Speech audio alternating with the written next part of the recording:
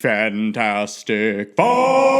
All right, let's talk about the Fantastic Four first steps. In a retro-futuristic 1960s alternate universe, the already established Fantastic Four must rely on their family bond to defend their world from the cosmic threat of Galactus and his herald, the Silver Surfer. Fantastic Four! The good. Right off the bat, you can pop those worrying warts regarding the casting, because they're I'm gonna try to avoid that word. They're incredible. The Incredibles. A family that has superpowers close to, if not the exact same as, the Fantastic Four. Brad Bird. Storytelling. Superheroes. Stretching.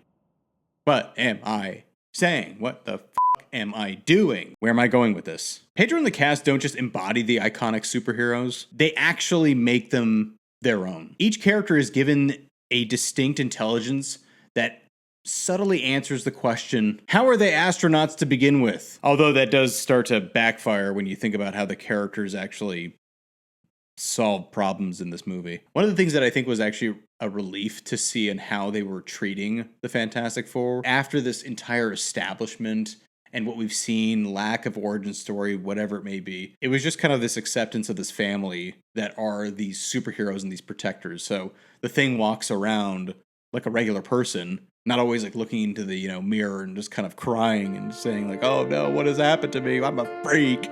Nobody can love me. Wrong. Natasha Lyonne can love you. Maybe.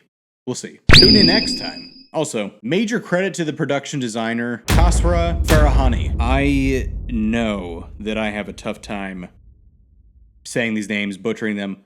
I'm sorry. The retro, otherworldly, and vibrant sets are truly the showstopper in this entire movie. It's actually enhanced by the wide shots and the cinematography that showcase a world both futuristic and nostalgic, brought to life with a vibrant Kirby-inspired comic book color palette. Kirby-inspired comic book color palette.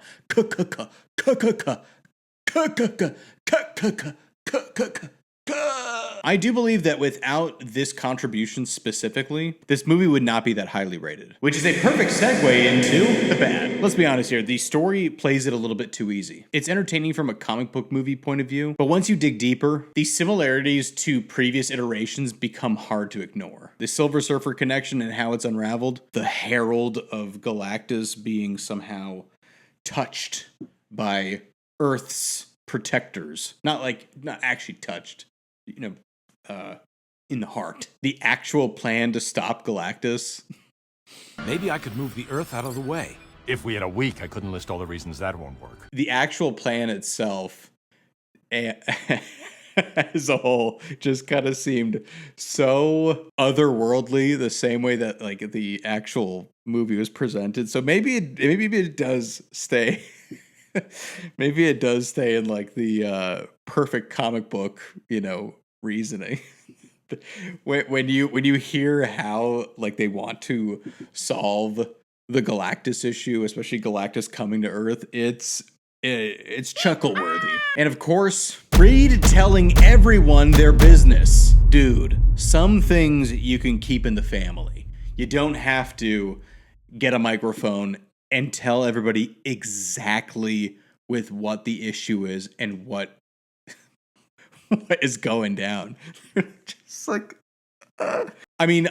I'm sure this is because they want to speak and keep the world safe, and they're the representatives of Earth, and they are, the protectors of Earth, so they want to be honest as much as they can.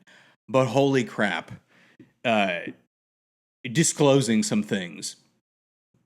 You may just want to keep it to yourself until you figure it out. Super smart man, super smart Reed. Overall, I'll be honest.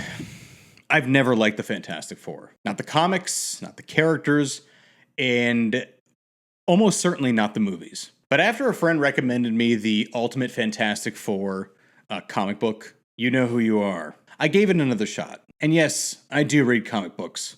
Surprise, surprise to nobody. The point is, I went into this with zero expectations and actually walked away genuinely satisfied. It's funny, retro, incredibly cheesy, and honestly built around one of the safest Marvel plots I've ever seen. But it's fun. It is. It's fun. Go see it. We will protect you. Fantastic. What did you think? Are you a fan of the Fantastic Four? I always have a tough time, even in this movie, with the design of the Thing. While he looks cool, I would prefer that he be kind of like the Hulk version of the Thing, you know, like a big guy instead of kind of like, well, he's still like just like a regular, the height of a guy, but now he's just rocks and has weird fitting clothes and pulls his fedoras over his head.